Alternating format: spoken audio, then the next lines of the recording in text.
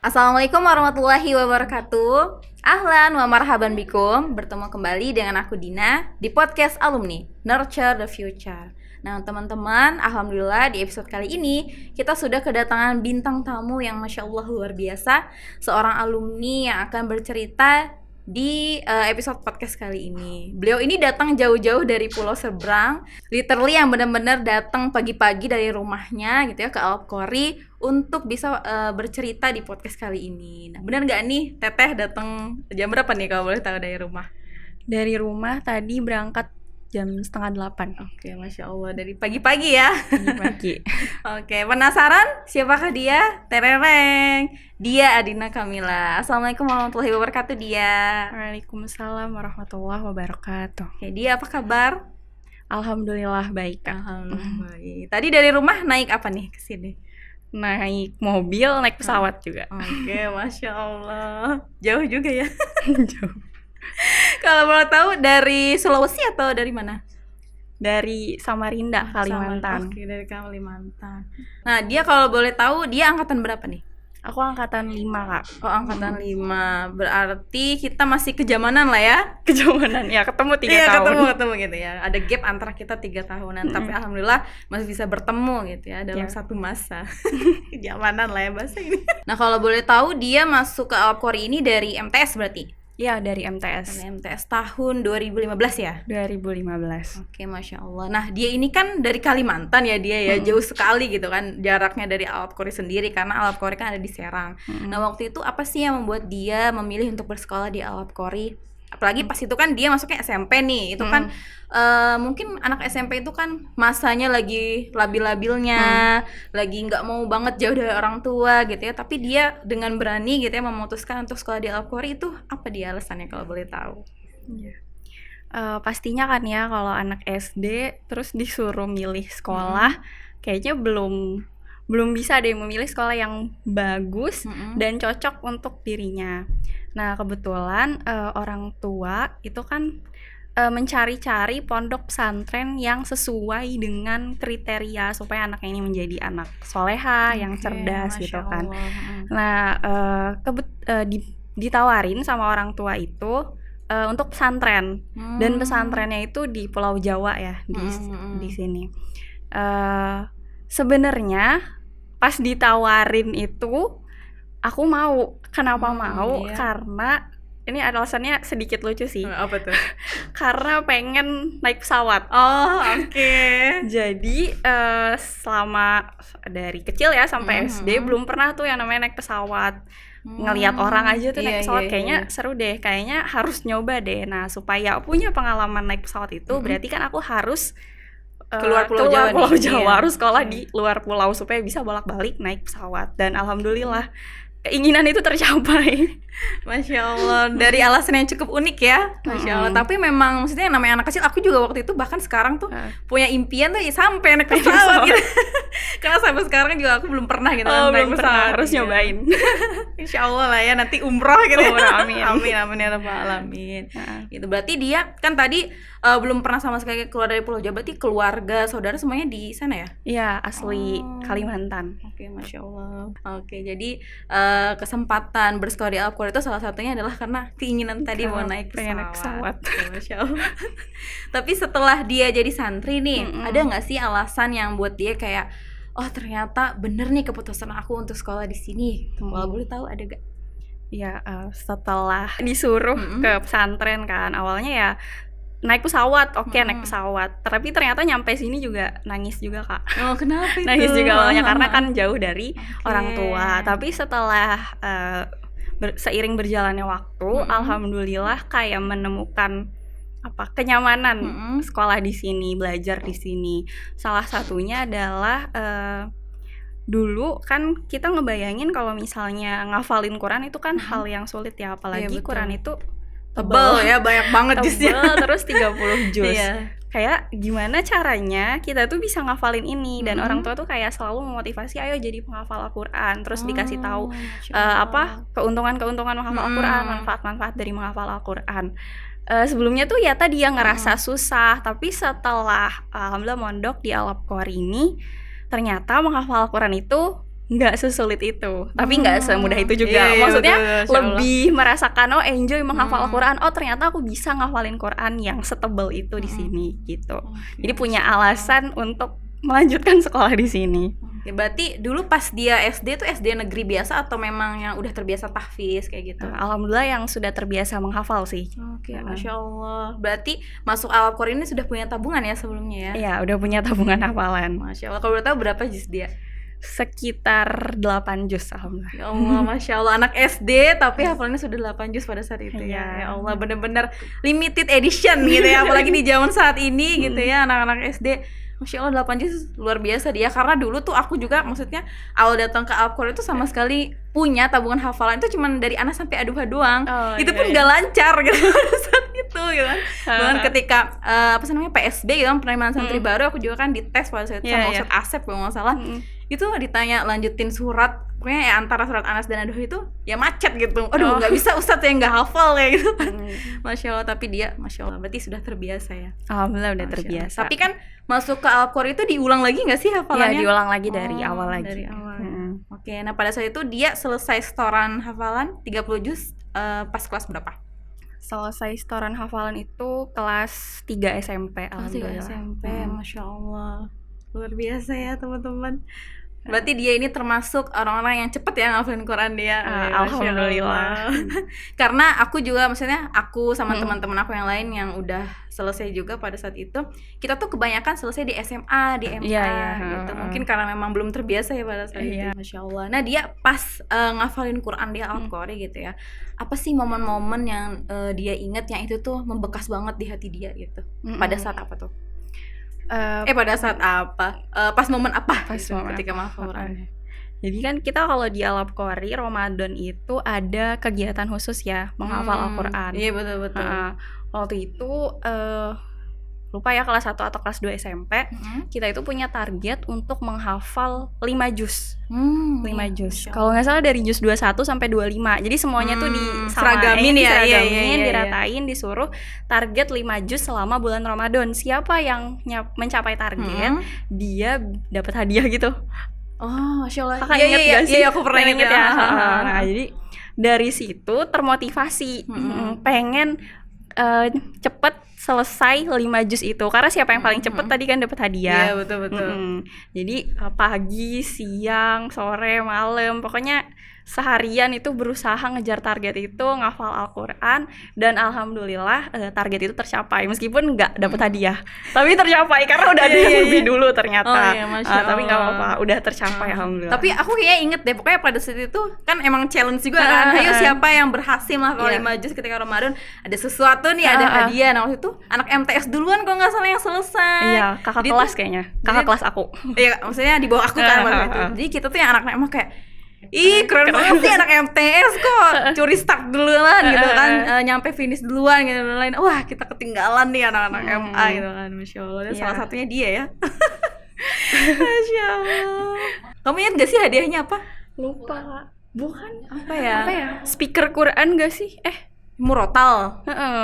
Oh yang MP3 tapi yang gede itu ya? Iya. Kalau nggak salah Karifda yang dapet. Oh ya Masya Allah. Emang anak-anak MTS. Bukan. Aku nggak dapet tadi kan aku bilang. Tapi maksudnya walaupun nggak ada hadiah, maksudnya kan maksudnya jadi kebanggaan buat diri sendiri kan kayak, wah aku mencapai target. Alhamdulillah nih. bisa. Masya Allah. Iya. Nah selain menghafal Quran, apa sih namanya? Ada nggak sih di momen suka duka dia selama menjadi santri di Al-Qari? Boleh nggak tuh diceritain apa sukanya, apa dukanya? Momen suka duka. Sukanya banyak ya. Ketemu teman-teman. Kebetulan ini sedikit curhat ya. Boleh. Waktu SD, SD-nya tuh kayak homeschooling gitu Kak. Jadi teman cewek aku tuh cuma satu. Jadi nggak banyak punya teman lah, nggak banyak berhubungan dengan orang. Dan sampai di sini punya teman itu sekitar 20-an lebih malah ya. Dan itu tuh dari berbagai daerah. Iya betul. Ada yang dari Jawa, ada yang dari luar Pulau Jawa. Alhamdulillah ketemu semua di sini. Jadi kayak ketemu banyak relasi, terus ketemu banyak pengalaman, cerita-cerita dari teman-teman gitu. Masya Allah, yang awalnya sedikit kan orangnya berarti itu aja gitu ya. Tapi ketika sekolah di sini, Masya Allah temanku jadi banyak gitu. Banyak, seneng. Terus sekali ya. Nah selain itu, kok dalam belajar nih, di apa sih sukanya dia, dukanya gitu? Kalau belajar susah nggak sih pelajaran di sini? Lumayan susah ya, apalagi waktu awal-awal itu kan bahasa Arab. Terus sebenarnya udah belajar bahasa Arab dari SD, cuman kan namanya bahasa Arab anak SD masih dasar ya. Iya betul. Pas sampai di sini tuh kok idati, jurumiyah, terus apalagi tuh banyak pokoknya ya, sorof-sorof, terus matan-matan hadis, kita punya kitab-kitab lah ya. Kitab itu lumayan bikin pusing sih awal-awalnya. Karena kan belum terbiasa ya ngeliat kitab Arab. Betul. Ini gimana sih nulis terjemah di kitab Arab, caranya gimana supaya gak berantakan, itu sih yang susah ya. Yang susah. Oke, Masya Allah. Tapi yang aku tahu ya, pada saat itu dia ini termasuk salah satu santri yang berprestasi. Wih, Masya Allah. Nah itu ada kiat-kiat khususnya nggak sih? Kan tadi kan dia cerita kalau dia juga itu susah gitu, apalagi misalnya nerjemahin kitab, ngeharokatin dan lain-lain. Nah, untuk menjadi santri yang berprestasi gitu yang pada saat itu apa nih, ada nggak tips-tipsnya gitu atau kiat-kiatnya? Tipsnya ya apa? Kalau aku sendiri sih Kak, jadi tujuan kita belajar itu kan untuk diri kita sendiri dulu paham. Betul. Jadi aku berusaha semaksimal mungkin untuk memahami pelajaran itu. Jadi kalau misalnya nanti ujian, kan ada tuh tipe orang yang ujian tuh ngafal, mau ngerti nggak ngerti, betul, kita hafalin pokoknya biar bisa jawab pas ujian. Nah kalau aku tuh harus ngerti dulu, nggak perlu hafal, karena nanti kalau misalnya ngerti pasti bisa menjelaskan. Betul. Dan kalau misalnya ngerti, pelajaran itu bukan untuk ujian aja, tapi untuk nanti masa depan kepake. Oke, Masya Allah. Untuk sesudah-sudahnya ya. Oke, Masya Allah. Dan dia tipe orang yang kalau belajar tuh pasti memahamkan diri sendiri dulu gitu. Iya. Gimana caranya biar kita bisa paham. Terus kadang sama teman-teman gitu kan kita bikin mapping gitu-gitu. Apa sih namanya? Peta konsep pembelajaran. Rangkuman. Bukan. Apa? Kita sama teman-teman bikin kelompok kecil. Kelompok belajar, diskusi-diskusi. Kadang teman-teman nanya ini maksudnya gimana. Jadi kan kalau misalnya ada orang nanya, kita itu harus tahu jawabannya. Kalau misalnya kita nggak tahu, berarti kita harus memahami ini lagi. Baru bisa jelaskan ke teman-teman. Kalau misalnya udah bisa ngejelasin ke teman-teman, berarti kita itu udah termasuk orang yang paham pelajaran itu. Oke, Masya Allah. Berarti kiat-kiatnya atau tips-tipsnya selain tadi memahamkan diri sendiri dulu, saya kira belajar bareng sama teman-teman. Oke, Masya Allah. Karena kadang juga kalau misalnya kita belajar sendiri walaupun paham kan kayak bingung juga, aduh gimana ini jelasinnya gitu. Tapi ketika kita belajar sama teman, kita belajar bagaimana caranya menjelaskan. Iya, betul. Kadang ada orang yang paham aja tapi nggak bisa ngejelasin. Iya. Gitu. Tapi ya kita karena mengejar target dua-duanya, paham iya, bisa ngejelasin juga iya. Salah satu metodenya gitu, wasilahnya dengan tadi belajar bareng-bareng. Iya, betul. Masya Allah. Nah itu juga kalau nggak salah maksudnya kegiatan itu di belajar bareng itu jadi jadi kegiatan rutin, jadi tradisi di sini. Iya, di Al-Qur'an. Iya. Bahkan ya maksudnya aku lihat anak-anak santri sekarang gitu ya, mereka pun sama kayak kita dulu ketika mereka mau ujian tuh bikin kelompok kecil, belajar di masjid, melingkar gitu kan. Banyak banget tuh kayak Masya Allah, aku kayak mengenang masa lalu gitu ya. Masya Allah, jadi tradisi gitu. Iya, jadi turun-temurun gitu. Masya Allah. Oh ya, kalau boleh tahu nih, apa sih pelajaran yang paling dia sukai di Al-Qori? Pelajaran ya, paling suka apa? Hadis kah, fikih atau bahasa Arab? Aku suka ulumul Quran sama tafsir. Dan Masya Allah. Karena aku suka pelajaran itu ya Kak, alhamdulillah aku meneruskan memilih jurusan di kuliah dengan apa yang aku suka itu. Oke, Masya Allah. Kalau boleh tahu dia kuliah di mana ini? Aku kuliah di Universitas Al-Azhar Kairo. Oke, Masya Allah. Jauh juga ya kuliahnya. Jauh juga. Biar bisa naik pesawat. Iya, betul, naik pesawat lagi. Rumahnya di Kalimantan, sekolah di Jawa, kuliahnya di luar negeri. Masya Allah. 3 kali naik pesawat mungkin ya.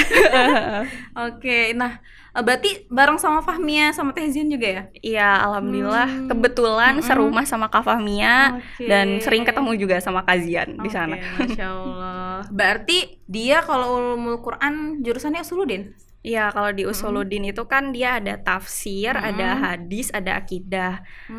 Jadi milih yang tafsir karena suka ulumul Quran, suka tafsir, dan sampai sekarang itu masih kayak suka pelajaran ini gitu. Oke, Masya Allah. Berarti sejalan sama kebiasaan dia yang tadi ya, suka belajar. Satu, memahamkan diri sendiri, yang kedua senang untuk menjelaskan ke orang lain. Iya, betul. Masya Allah. Nah, dia kan tadi sukanya ulumul Quran gitu kan, tafsir di Al-Quran. Tapi waktu itu aku pernah maksudnya ngeliat dia ikut lomba apa sih, KSM KSM. Iya, KSM apa pelajaran waktu itu? Biologi. Oke, biologi. Masya Allah. Itu menang juga ya kalau nggak salah? Iya, menang tingkat kota, tingkat provinsi, nyampe tingkat nasional. Oke, Tapi nggak menang tingkat nasionalnya, Iya. sampai tingkat nasional. Oke, Masya Allah. Tapi itu luar biasa banget dia, Masya Allah. Nah, kalau yang kita tahu gitu kan, Al-Qori kan fokusnya ke bahasa Arab dan tahfiz gitu ya. Tapi pada saat itu kok dia bisa sih menang KSM biologi lagi? Nah, itu apa dia rahasianya? Atau memang dia juga suka nih pelajaran biologi? Rahasianya adalah keberuntungan. Keberuntungan mungkin dari barokah juga ya. Waktu MTS itu kan kita masih ada pelajaran-pelajaran fisika, betul. biologi, Iya. kimia gitu kan. Nah, kebetulan waktu itu ada KSM, kompetisi sains madrasah. Jadi siapa yang mau ikut daftar, disuruh daftar, terus kayak tertarik gitu. Aku tertarik dan aku cari pelajaran yang paling aku suka di antara fisika, matematika, biologi. 3 itu kalau nggak salah. Yang paling aku suka dari 3 ini tuh biologi. Oke, Masya Allah. Ya, terus daftar kan, belajar tingkat kota. Sebenarnya nggak nyangka juga sih menang, karena kan kita ini basicnya pondok pesantren, tahfiz dan bahasa Arab. Iya. Biologi itu bukan hal yang utama di sini. Betul. Cuman alhamdulillah ya tadi mungkin karena barokah juga bisa Barokah menghafal kali ya. Masya mungkin Allah. Iya. alhamdulillah bisa menang di tingkat kota, juara 2 kalau nggak salah waktu itu. Kemudian naik ke tingkat provinsi. Masya Allah. Nah, di tingkat provinsi ini juga nggak yang pengen menang banget tuh nggak, karena lawan-lawan kita itu udah seprovinsi kan. Pasti lebih sulit juga ya, maksudnya lebih ketat lagi persaingannya gitu ya. Orang-orang lebih pintar ya, apalagi ya sekolah-sekolah yang memang khusus belajar itu. Cuman alhamdulillah barokah lagi mungkin itu dapat pengumuman, dapat ya tadi pengumuman kalau misalnya aku menang juara 1 tingkat provinsi. Masya itu Allah. kayak nggak percaya sih Kak, Iya. kayak aneh, nggak mungkin. Dan itu sebenarnya kalau boleh cerita, jadi kan pengumumannya itu nggak lama setelah kita lomba. Langsung. Langsung. Iya. Terus temen aku kebetulan ada yang menang tahfiz dan langsung tahu kalau dia menang. Dan aku kalau aku simpulin aku nggak menang karena setelah itu nggak ada pengumuman apa-apa sampai berbulan-bulan kemudian. Terus pas lagi di rumah, kalau nggak salah bulan Ramadan itu ditelepon, dia menang lomba tadi biologi tingkat provinsi. Terus kayak wow, ini beneran gitu. Ini beneran, ini gak mungkin. Tapi ternyata alhamdulillah tadi ya menang, mungkin karena barokah dan bisa ke Jogja. Masya Allah. Berarti lomba di Jogja nasional ya? Nasional. Aku belum pernah ke Jogja. Naik pesawat lagi? Enggak naik pesawat. Naik bis. Naik bis. Kayak naik pesawat lagi? Enggak naik pesawat. Oke, Masya Allah. Berarti ya maksudnya dengan menghafal Quran, barokahnya itu benar-benar kita rasakan gitu ya. Salah satu keutamaan dalam menghafal Quran gitu. Bahkan barokahnya bisa langsung kita rasakan pada saat itu juga gitu, dalam proses menghafal gitu. Apalagi setelah kita maksudnya jadi alumni gitu ya, Masya Allah, pasti barokah-barokah itu akan terus mengalir dalam kehidupan kita. Bener gak nih? Benar. Masya Allah. Nah dia kalau boleh tahu gitu kan, dia kan kuliahnya di Mesir. Nah pada saat itu apa sih yang membuat dia memutuskan untuk kuliah di Mesir gitu? Atau memang tadi juga salah satu alasannya karena suka tafsir gitu dan kebetulan pengennya emang di sana atau gimana?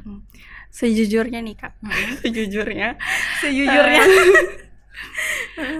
alasan kuliah di Mesir itu karena disuruh orang tua. Jadi kalau misalnya kuliah, aku tuh cari-cari referensi juga kan. Udah pengen nih kayaknya kuliah di Indonesia aja. Nggak kepikiran kuliah mau jauh-jauh. Karena mikir SMP, SMA kan udah jauh ya. Kayaknya pengen yang udahlah di Indonesia aja. Cuman orang tua itu berharap dan meyakinkan kalau misalnya yang dibutuhkan umat saat ini ya, karena kita tahu umat Islam kondisinya sedang mengkhawatirkan, itu adalah orang-orang yang faqih fiddin, orang-orang yang ahli dalam ilmu agama. Nah, awalnya tuh nggak mau menolak menolak dengan keras. Tapi akhirnya ya udahlah karena orang tua yang nyuruh, dan alhamdulillah ada teman-teman yang ikut daftar juga, yang mau ikut belajar ke Mesir. Jadi kayak aku ada teman, aku punya teman dia bakal ke Mesir dan aku nggak akan kesepian di sana gitu. Jadi alhamdulillah mau belajar ke Mesir, mau belajar persiapan ke Mesir, dan alhamdulillah bisa ke Mesir tadi. Masya Allah. Nah itu belajar persiapan tuh di Al-Qori ya waktu itu ya? Di Al-Qori. Berarti waktu itu sama Ustadz Dede juga? Iya, sama Ustadz Dede. Masya Allah. Karena waktu itu juga kan aku juga sempet gitu ya mau ke Mesir, terus ikut kelas persiapannya sama Ustadz Dede diajarin. Iya, masih sama Ustadz Dede. Ya, dan fun fact-nya nih, dia sampai sekarang juga yang ngajar itu masih Ustadz Dede. Oh iya, turun-temurun ya berarti, terus-terusan beliau. Iya, Masya Allah, luar biasa sekali ilmunya beliau, Masya Allah. Nah, kalau di Mesir sendiri dia ada nggak sih kegiatan lain selain kuliah? Selain kuliah, aku ikut tahfiz, juga ikut talaki, kayak kajian-kajian gitu di luar kuliah. Yang setoran langsung ke syekh kayak gitu-gitu. Jadi di dekat rumah itu ada syekh yang mendirikan sekolah Quran, jadi madrasah Quran. Kita setoran di sana, tapi nggak langsung dengan masyaikh sih sebenarnya, dengan ustazah yang beliau itu sudah punya ijazah dengan syekh. Jadi dapat sanadnya juga. Dan kita itu di sana setorannya bukan cuman setoran kiroah. Kalau kita kan satu kiroah gitu ya. Di bacaan Quran kan ada 14 kiroah ya kalau nggak salah. Dan yang kita setor di sana itu ada 2, kiroah hafaz dan kiroah syu'bah juga. Masya Allah, berarti dia bisa dong sekarang ya? Belum selesai sih Kak. Setorannya belum selesai. Oke, Masya Allah. Langsung 2 sekaligus ya? Iya, sama teman-teman yang lain juga. Oke. Nah, ketika di Mesir gitu kan, berarti kan dia tinggal bareng-bareng. Nah, kalau boleh tahu berapa sih dia biaya hidup di sana? Biaya hidup di sana. Iya, murah nggak atau gimana? Kalau misalnya dibandingkan dengan di Indonesia itu lebih murah di Mesir. Gitu. Boleh di-spill nggak berapa itu biaya yang kosnya, biaya makan? Kalau misalnya di total ya, 1.500.000 2 juta itu cukup sebulan. Itu udah kos sama makan. Asal nggak hedon aja sih Kak. Iya. Betul-betul. Emang tantangan kita saat kuliah, apalagi generasi muda itu ketika menuntut ilmu ya, hedonisme itu harus benar-benar kita struggle banget untuk menjauhinya. Iya. Oke, Masya Allah.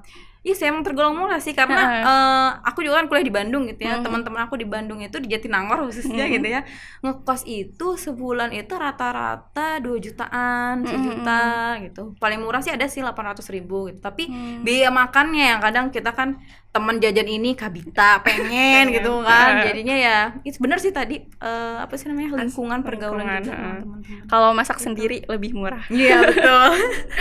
Kalau di sana juga sama harga-harga sayur, buah-buahan itu lebih murah. Harga sayur, buah-buahan itu lebih murah. Jadi kalau anggur ya sekilo, di sini berapa sih anggur sekilo? 45.000. Iya. Nah di sana tuh bisa sekitar 10.000. Kita udah dapat banyak anggur. Masya Allah, berarti 45.000 bisa dapat sekarung mungkin ya. Bisa jadi gede gitu ya. Oke. Nah itu bisa diimpor bisa dikirim nggak ke Indo? Dikirim jadi mahal dong. Oh iya, biaya ongkirnya ya. Ongkirnya mahal. Oke. Nah kalau waktu itu kan aku sempat ngobrol juga kan sama Fahmia, kalau di Mesir juga ada bayaran UKT-nya. Apa sih kalau di sana kalian nyebutnya? Nyebutnya rusum. Oh, rusum. Nah itu juga kata dia biayanya lebih murah dari univ-univ yang ada di Indo. Gitu, Masya Allah. Nah itu kan tadi mungkin sukanya ya. Ada nggak sih dia dukanya ketika dia kuliah di negeri orang gitu ya di sana? Pernah nggak sih dia tuh kayak ngalamin apa sih, culture shock gitu? Culture shock dia ketika kuliah di Mesir apa tuh? Culture shock ada pastinya pas awal-awal ya, baru datang. Waktu itu datang bulan Januari dan di situ musim dingin. Oke. Lagi dingin-dinginnya. Kita sebagai orang Indonesia yang 30 derajat. Iya, terbiasa panas ya 35. Ketemu sama 10 derajat itu udah kedinginan. Dingin banget kan. Lebih-lebih dari Bandung ya. Iya, lebih-lebih dari Bandung, dari puncak. Jadi sampai di sana tuh kedinginan. Terus kayak kalau kedinginan tuh kan kita kering gitu ya kulit-kulit. Jadi kayak lumayan terganggu sih. Tapi kalau musim panas juga panas banget di sana. Lebih panas dari Indo. Bisa sampai 40 lebih. Masya Allah. Jadi itu sih yang kita menyesuaikan dulu kan dengan cuaca. Berarti culture shock-nya lebih ke lingkungan lah ya, cuaca dan lain-lain. Oke. Tapi kalau kuliah sendiri ada nggak sih ketika belajar nih culture shock yang dia rasakan? Culture shock-nya itu kalau belajar kita di kuliah ternyata dokter itu nggak pakai bahasa Arab Fusha. Kalau kita kan di pondok kita belajar kaidah, itu kan bahasa Arabnya fusha. Iya, betul. Kalau misalnya dengerin bahasa Arab fusha, itu kita udah sedikit paham. Nah, kalau dukturo itu kadang ada beberapa yang menggunakan bahasa amiyah. Dan bahasa amiyah tuh kan sedikit berbeda ya daripada bahasa Arab yang fusha tadi. Bahkan setiap daerah, setiap negara beda juga kan bahasa amiyahnya. Betul. Gitu. Jadi lumayan kaget juga sih kalau kayak gitu, apalagi dengan orang Mesir itu cara ngomongnya cepet. Jadi kayak, wah, dia ngomong apa nih gitu dia ya? ngomong apa nih, udah ngangong-ngangong tuh 2 jam kuliah.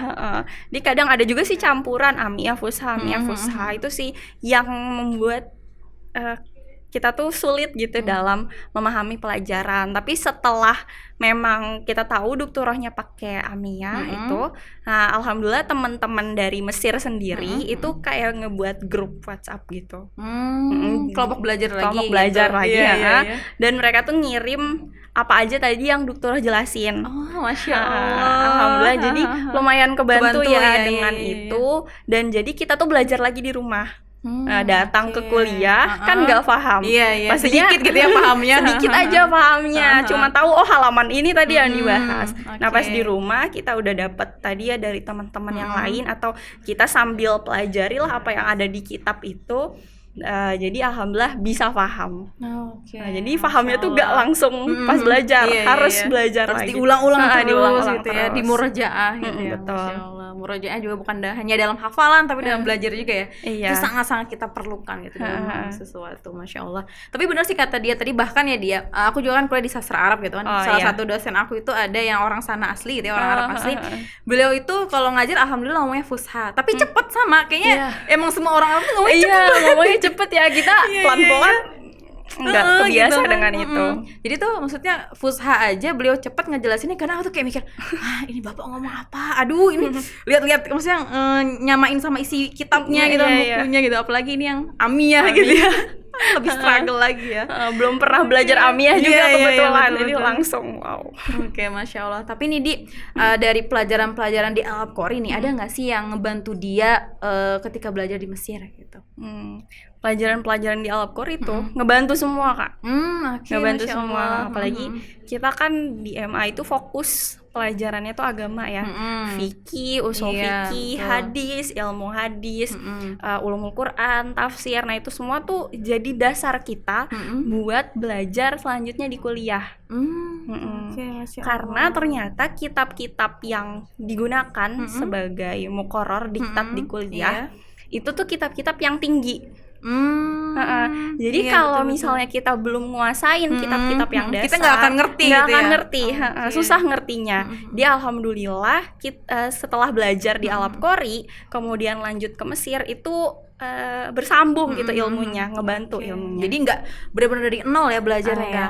Tapi bisa jadi dari 5, dari 10, dari 50 gitu ya, bahkan sampai 100. Lanjutin aja. Masya Allah. Nah kalau itu kan tadi tentang pelajaran ya dia ya. Kalau tentang pengalaman lain gitu selain belajar, ada nggak sih pengalaman dari Al-Qori yang itu tuh benar-benar membekas dalam hidupnya, itu yang ngebantu dia banget dalam menjalani kehidupan saat ini gitu? Terlebih dalam kuliah lah, entah itu jadi prinsip hidup dia atau ada nggak? Ada. Ya betul. Jadi waktu di sini kebetulan aku ikut organisasi Intisari ya. Oh iya, wasitku juga ya, Kakak juga kan? Iya. Aduh, oke. Ketua Intisari waktu itu, dan itu ngebantu aku untuk kehidupan selanjutnya setelah SMA itu. Dari segi kepemimpinan dan keberanian. Oke, Masya Allah. Jadi kalau misalnya dulu itu aku bener-bener pemalu Kak, nggak bisa ngomong di depan umum, kayak grogi. Ngomong di podcast ini juga gemeteran, dingin ya tangannya. Dingin tangannya. Jadi, nah tapi dengan aku ada di organisasi, pastinya kan kalau misalnya jadi ketua ya Kak, mau nggak mau harus ngomong kamu yang maju gitu ya. Memimpin rapat atau apapun itu kan kita yang maju. Nah itu tuh jadi apa ya? Jadi pelajaran buat aku, dan alhamdulillah ini aku menilai diriku secara pribadi, boleh ya? Boleh dong, boleh. Lebih berani aja Kak ke depan, lebih berani menyampaikan pendapat di depan umum, lebih berani ngomong di depan orang-orang yang baru pertama kali itu aku ketemu. Masya Allah, lebih berani. Lebih berani aja sih gitu, karena memang dari dulunya kan pemalu, nggak berani public speaking depan orang-orang gitu. Dan alhamdulillah sekarang berani ya, kebantu, berani. Alhamdulillah berhasil juga nih kita ngobrol di podcast ini gitu ya. Berhasil. Oke, Masya Allah. Jadi sekolah di Al-Afqori itu kita bukan hanya dapat ilmu, betul. Maksudnya ilmu dari sisi pelajaran, terus juga dari barokah, keutamaan dan lainnya dalam hafal Quran dan lain, tapi juga kita dapat skill-skill yang lain gitu ya. Salah satunya adalah skill leadership dan juga keberanian kita dalam public speaking. Masya Allah gitu. Tapi memang bener sih, dia tuh membantu banget. Ya, kan? Apalagi kan pada saat itu kan ya tahu sendiri lah ya, beban menjadi ketua gitu ya, beban dalam menjadi ketua Inkisyari Asyidko itu kita tuh kayak pundak yang tadinya ringan gitu ya sebelumnya, ketika jadi Asyidko tuh tiba-tiba kayak berat banget gitu, ngurusin semua orang. Iya, ngurusin semua orang, membantu para ustazah gitu kan dalam menertibkan santri, mendisiplinkan santri. Nah itu benar-benar kita tuh butuh usaha yang sangat luar biasa. Ketika jadi Asyidko tuh kayak benar-benar didorong gitu kan, kayak ayo keluar dari zona nyamannya kita gitu, keluar dari kebiasaan kita gitu yang tadinya mungkin pemalu, nggak mau, takut gitu kan, nggak berani dan lain. Ketika jadi Asyidko mau nggak mau maju kamu gitu. Betul. Masya Allah, dan hasilnya ya kita rasakan sekarang saat ini. Terasa banget Kak. Betul. Nah kalau di Mesir sendiri nih dia di Al-Azhar kan, kalau aku kuliah itu biasanya anak-anak kuliah kan kita tuh sering presentasi gitu kan, kayak dosen itu kan nyampein materi apa gitu, terus kita diskusi lalu presentasi gitu kan lain. Kalau di Al-Azhar sendiri ada nggak sih yang kayak gitu? Kalau misalnya untuk maju ke depan ketika presentasi itu kan berbahasa Arab, nah itu belum berani. Kendala bahasa juga mungkin yang itu ya. Iya, jadi yang maju itu teman-teman Mesir dulu aja kan. Yang lokalnya ya, lokal dulu maju gitu ya. Pribumi. Iya, pribumi. Cuman di Al-Azhar sendiri itu mahasiswa Indonesia itu kan membentuk Senat Mahasiswa Himpunan ya kalau di sini. Dan kita itu setiap sebelum ujian akan mengadakan muzakarah bareng. Muzakarah itu apa? Belajar bareng. Jadi persiapan sebelum ujian kita bedah tuh semua kitab bareng-bareng. Masya Allah. Nah itu dia maju gitu. Jadi ada kan daftar daftar pembimbing mentor gitu ya bahasanya. Dan aku mau coba nih, aku harus berani. Nah, aku daftar di salah satu mata pelajaran dan alhamdulillah berani menyampaikan isi kitab, satu kitab itu. Masya Allah, itu berarti di depan banyak orang pada saat itu? Di depan teman-teman mahasiswa Indonesia sih. Oke, Indonesia berarti dari seluruh provinsi gitu. Oke, berarti Masya Allah sekali dia, keren banget. Nah kebetulan waktu itu sekarang ini berarti kan dia lagi di Indonesia nih, berarti lagi liburan ya? Lagi liburan. Oke, nah selain liburan apa nih kegiatan dia di rumah? Kegiatannya. Jadi sebelum liburan, jadi kan izin mau libur, mau pulang ke Indonesia. Izin dulu? Maksudnya bilang ke Umi mau libur. Pengen pulang gitu ke orang tua. Bilang ke orang tua pengen pulang, itu dibolehin pulang. Tapi ada syaratnya. Apa tuh? Harus ngisi kajian-kajian gitu, bantuin. Jadi biar berlanjut ya kegiatan menyampaikan ilmunya itu. Jadi bukan berarti kita tuh liburan berhenti belajar, tapi menyampaikan apa yang sudah kita dapat di Mesir itu ke orang-orang. Masya Allah, langsung diaplikasikan gitu ya. Nah kalau boleh tahu ngisi kajian apa aja dia selama liburan ini? Ngisi kajiannya itu fikih ya, fikih wanita, fikih sholat, itu ngisinya di ibu-ibu sekitar rumah. Masih taklim lah ya. Taklim gitu. Terus juga kemarin sempat ngisi semacam seminar gitu. Jadi sambut maba. Menyambut maba. Okay. Kita kasih motivasi, terus juga memberikan gambaran gimana kuliah di Mesir ya. Kurang lebih cerita kayak tadi juga. Di podcast inilah ya. Tapi versi seminarnya mungkin ya. Di depan orang-orang, depan mahasiswa baru di Samarinda. Jadi liburan itu bukan istirahat gitu ya, tapi justru ya perjuangan kita yang sebenarnya sesungguhnya gitu. Karena kan kita terjun langsung ke masyarakat. Kesan pesan untuk Al-Qori ini dari dia. Coba mungkin bisa disampaikan. Kesannya alhamdulillah sangat berkesan ya, selama 6 tahun hidup di Al-Qori banyak yang bisa diambil ya pelajarannya, dan apapun itu untuk kita melanjutkan kehidupan setelahnya ke tahap berikutnya. Berguna banget ilmu-ilmu yang ada di Al-Qori. Terus pesannya nih untuk adik-adik, untuk adik-adik santri di Ma'had Al-Qori. Pesannya buat teman-teman semua yang nonton mungkin, terus juga buat adik-adik di Al-Qori ya, tetap semangat belajar. Karena meskipun kita itu nggak paham ya pelajaran, karena kan orang tuh butuh proses ya untuk memahami pelajaran. Tetap jangan menyerah, karena bisa jadi kita itu paham pelajaran ketika nanti kita mau mengajarkannya atau ketika kita mau mengaplikasikannya. Betul. Ya. Itu kata salah satu ustadz juga pernah waktu itu bilang, kalau misalnya kita itu kurang bisa memahami pelajaran, jangan menyerah, lanjutkan aja belajarnya pelan-pelan, karena bisa jadi kita tadi memahaminya, benar-benar ngerti itu pas mengajarkan atau pas mau mengaplikasikannya. Oke, Masya Allah. Mungkin kalau kata Ustadz Dede gitu ya, waktu itu pernah tuh nyampein di kelas aku, kalau kata Ustadz tuh, kalau kita mau sesuatu nak 1000 daya, tak nak 1000 dale. Jadi kalau kita bersungguh-sungguh mau belajar gitu ya, maka kita akan punya 1000 cara, 1000 usaha untuk belajar gitu. Tapi kalau kita nggak mau belajar gitu ya, malas-malasan lain, maka kita akan punya 1000 alasan gitu untuk tidak mencapai tujuan itu. Iya, betul. Masya Allah, luar biasa sekali obrolan kita malam ini, daging semua.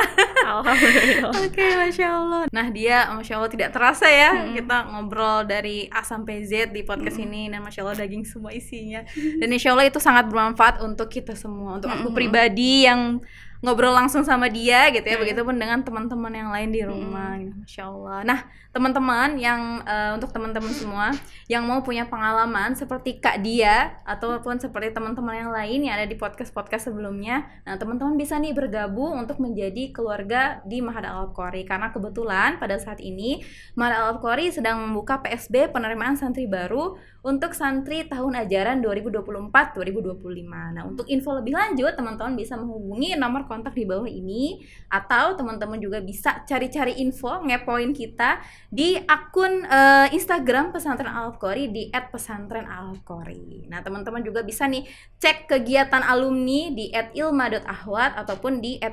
@ilma.ikhwan gitu. Masya Allah. Nah, nggak lupa juga nih dia gitu ya, dan teman-teman semua, Ma'had Al-Qori ini punya merchandise gitu ya, yang berupa ada celengan gerakan infak subuh, ada juga buku kumpulan zikir dan doa Majmu'ah Mubarakah, dan juga kerudung-kerudung segi 4 yang motifnya tuh Masya Allah luar biasa gitu. Nah, itu teman-teman bisa beli di pondok kami gitu. Masya Allah. Nadia, terima kasih sudah menyempatkan waktunya untuk bercerita di podcast kali ini. Terima kasih ya Dia. Iya.